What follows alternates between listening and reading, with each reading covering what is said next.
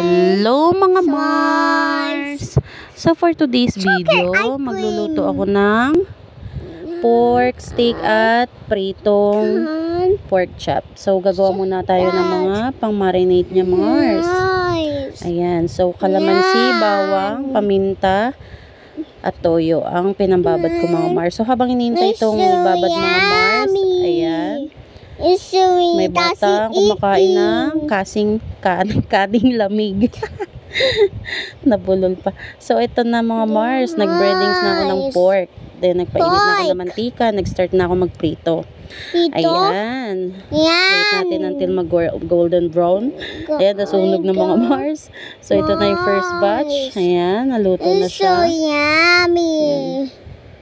It's so yummy. Finish na mag-fried. Ito may natira pang fried tilapia kanina. Kain tayo mga Mars. Tomorrow ko nalulutuin yung pork steak. Binabad ko na muna yung kalahati. Yan, kain tayo. Yes. Yan. So, yan si Daddy nauna na. Daddy. Gutom na siya mga Mars. Hindi alata, masakit ang ngipin yan. Yan, meron tayong sawsawang suka dito mga Mars. Masarap magkamay. Thank you for watching.